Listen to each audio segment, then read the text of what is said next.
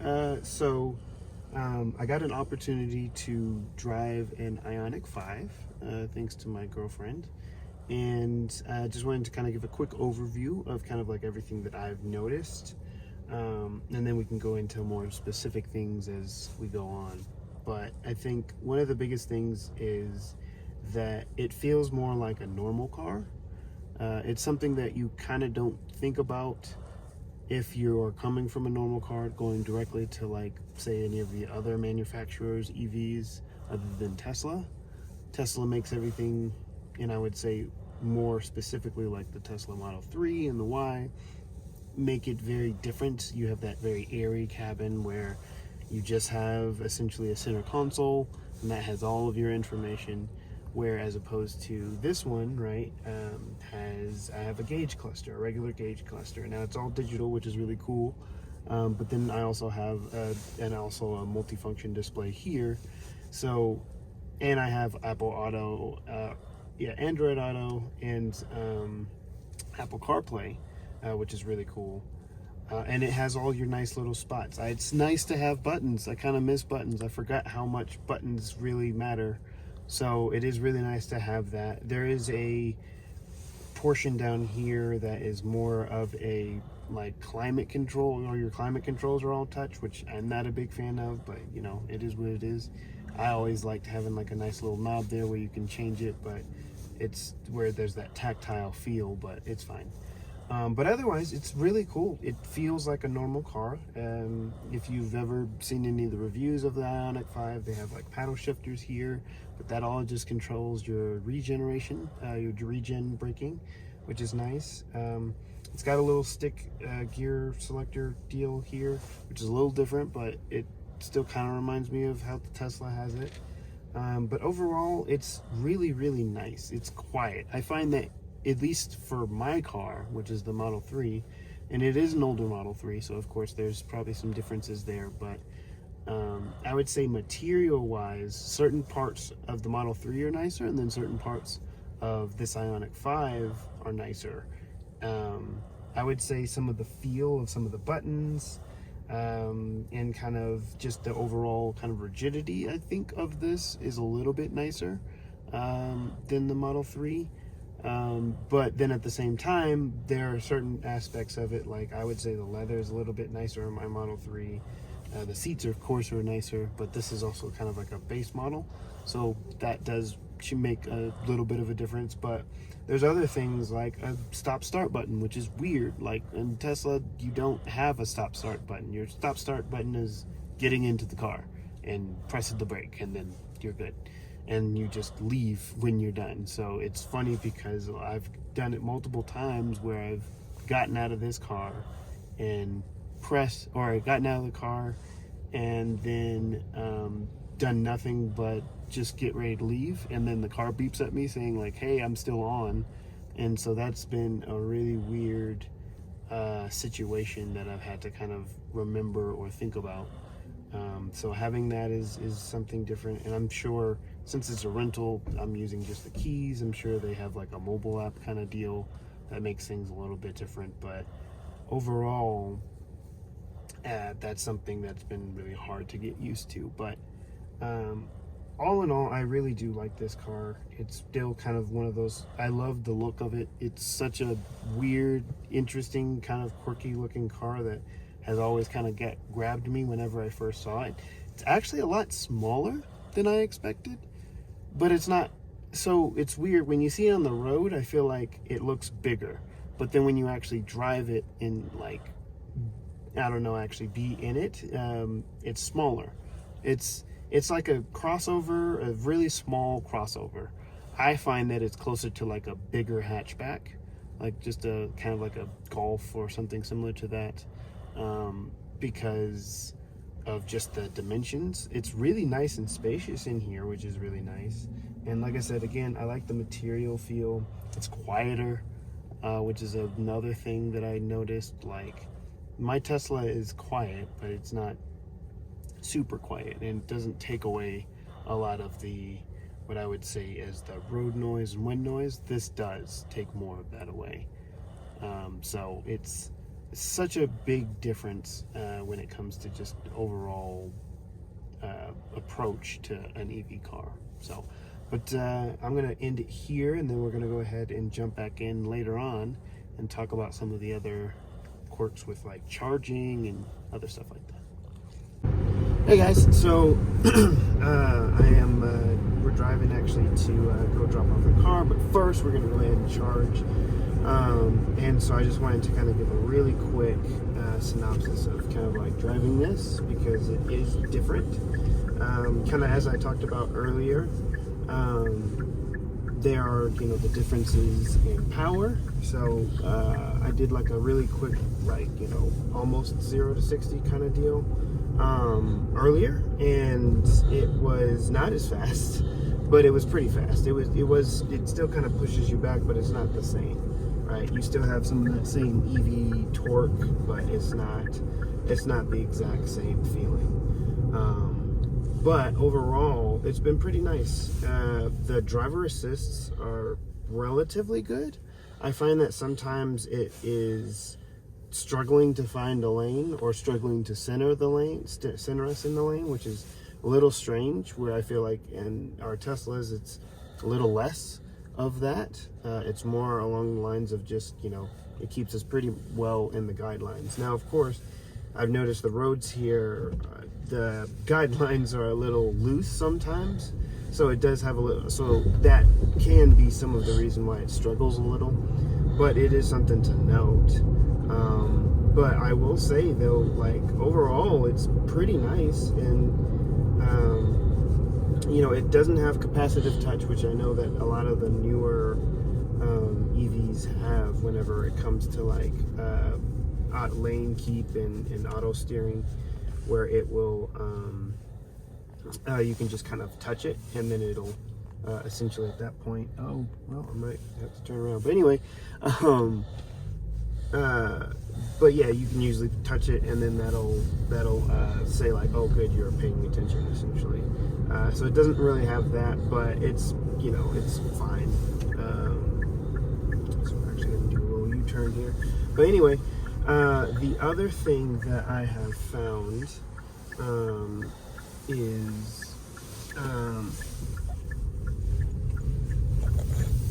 okay, we did like a really quick one there.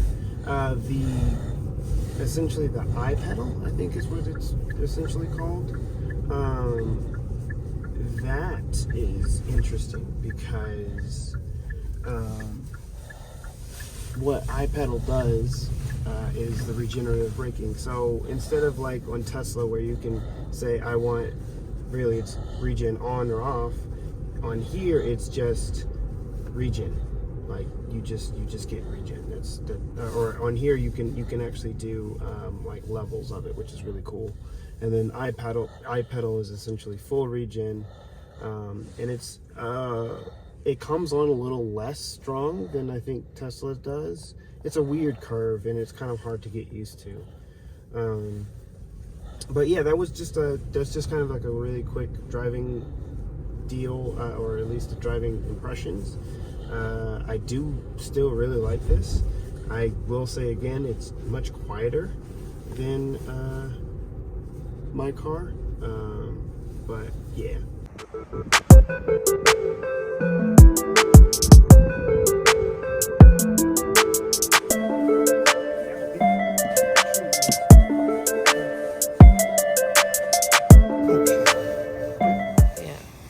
Well, we pulled up to the Electrify America charger, and I'm trying to follow the instructions on here, but I can't get it to work. It doesn't seem like it wants to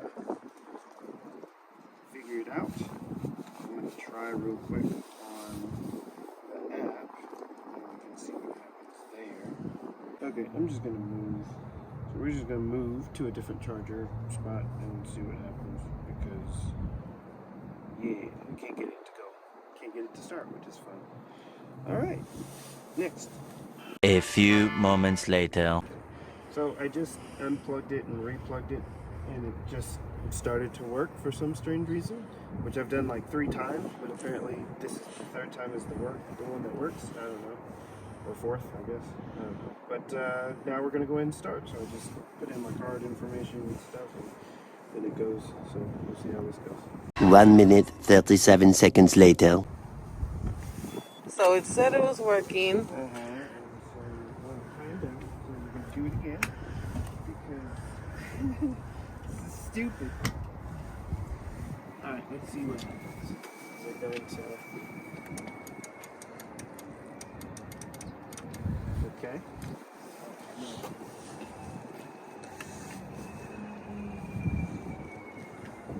Spaceship. Oh yeah, there's no. Okay. Is it working? Connecting to vehicle.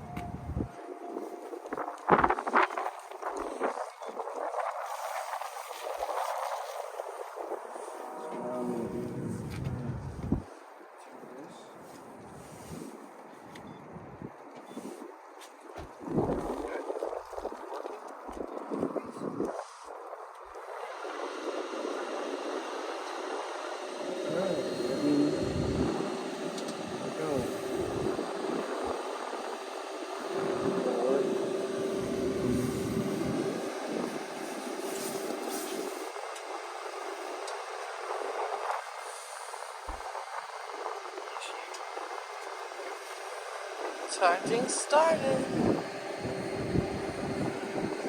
Well, hallelujah. All right, so we just found a 350 kilowatt one. The other one is funny because there's like 3, I guess, technically 3 plugs. So there's one there that's broken, and then there's one right here, which is right next to us. But if we were to actually park in the spot, we wouldn't be able to use it because where the actual plug is the other way around. So we're just going to hijack it from the back, and that'll work. All right, so this is a 350 kilowatt one. That one is 150, so that's what we actually plugged into. The Ioniq 5 can take up to like 350 kilowatts, which means a lot faster chargers, charging, because it's just throwing in a whole bunch of juice at once. So we're going to try to move to it. Funny enough, though, the way everything works and kind of Electrify America in general, the other 350 kilowatt one, where it's like an actual space that we can actually use, is broken. So we're going to move. We're just going to have to hijack this one and plug it in. It's probably not the best way, and it's probably not the best charging etiquette. So, you know, take with that how you will. But we're going to do that because hopefully it works better. So, and hopefully it charges us faster because we do have a deadline. So. The hijack begins. I'm gonna put some like very nefarious hijack music. Okay, so we should be good.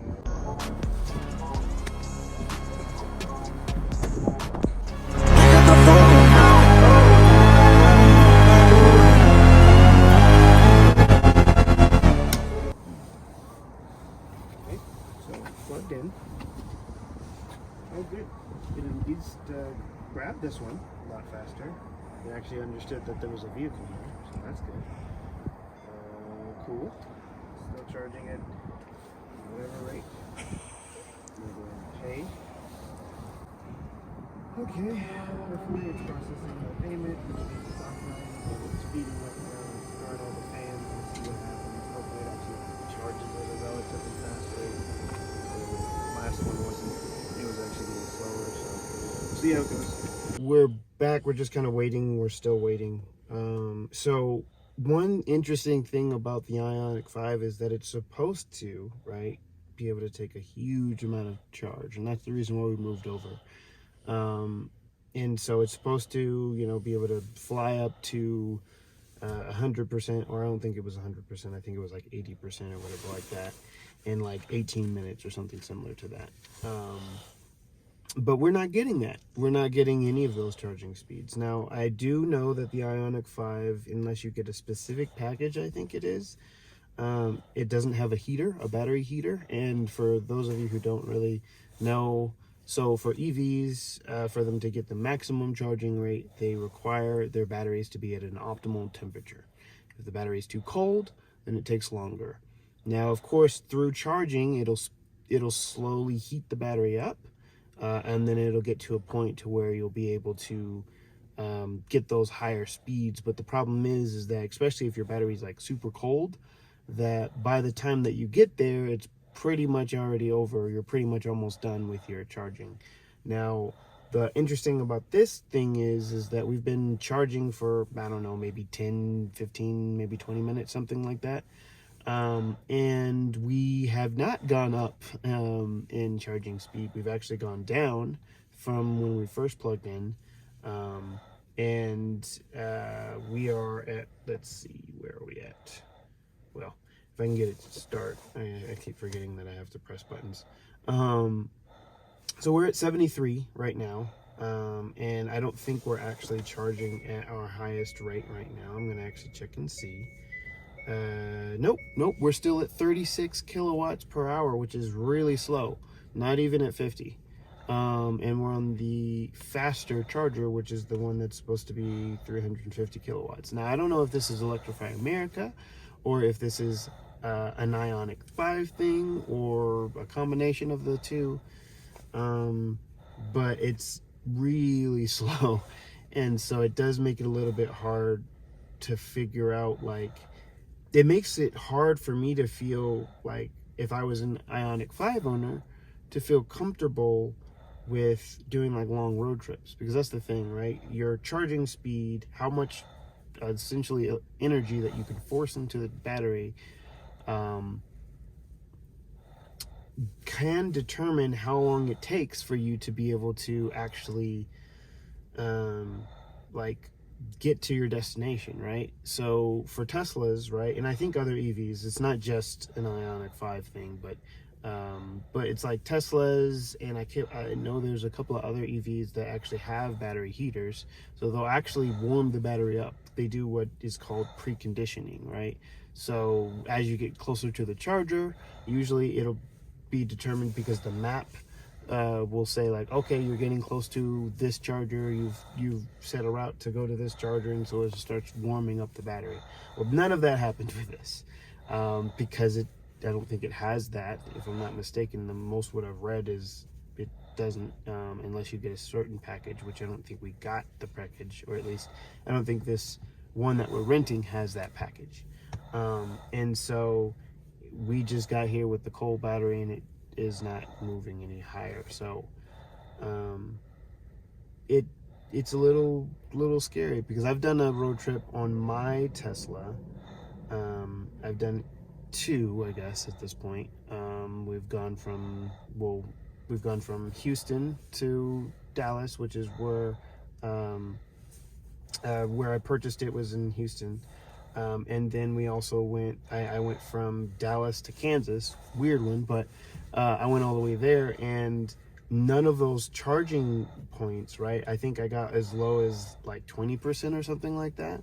And the longest that I waited was maybe 25 minutes for my at the charging station. So again, road trip ability, right?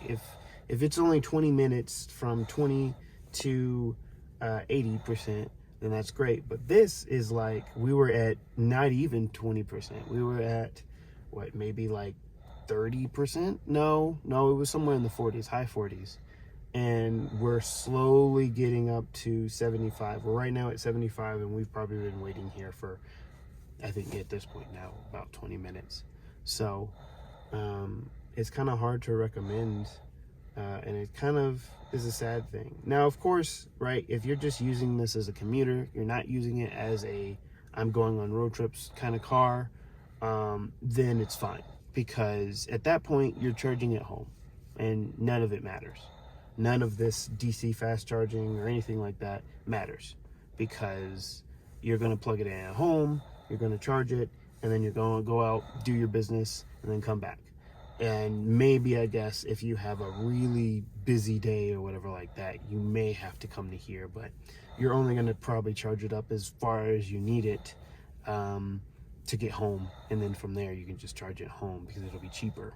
So I don't know, it's interesting, but that's kind of my really quick thoughts when it comes to charging, because for EVs, I think charging needs to be faster, regardless of what EV it is, to get the masses to come over to it, because everyone is still going to say, well, I can go to the gas station and I can fill up for 10 minutes or something like that, and I'll be good. Well, for EVs, right, you need it to be somewhere similar to that or close. And Hyundai's original rating is 18 minutes for 80% charge, which would essentially be similar to a gas station thing. But if it can't even get those speeds on a regular time, that kind of is an issue. So yeah. One eternity later. So what are we doing? We're stopping Why are we stopping? because it's super slow and it has never gotten up to the speeds that it was supposed to. So I don't know if it's, again, I don't know if that's the charger or if it's the vehicle. It's kind of hard to tell. This one's kind of beaten up, so it is what it is. But hey, it was only $11, so that's okay. Yeah.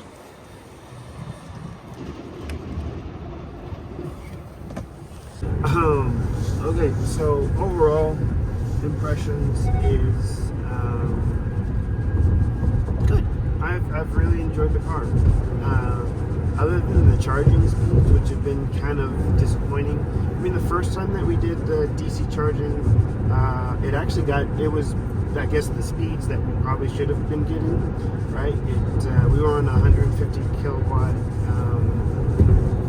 circuit deal. I'm probably saying it wrong. But anyway, we were on that, and it got up to 106, I think, kilowatts. So that was pretty quick.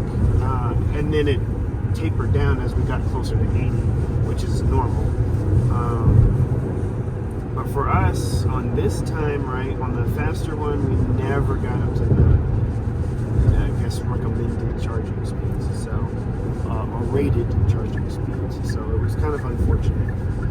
Which I did read on the forums today that apparently other Ioniq 5 users are experiencing something similar. So don't know if it's just a manufacturing thing or whatever. I mean, hey, this is, I guess, Hyundai's first built from the ground up EV. So it may get better over time. So. But overall, I like it. It's a very quiet, it's still a fun car, very smooth. I would say sometimes even a little bit nicer than my Tesla, at least ride quality wise, I would say. And also for the sound and stuff, it does a pretty decent job of deadening sound and stuff. But yeah, overall, I've really enjoyed it. It has changed my mind a little bit about the Ioniq 5, but not a lot. It's still a really wonderful car, and I think if anyone wanted to get one, I think they would regret it. I don't think they would regret it at all.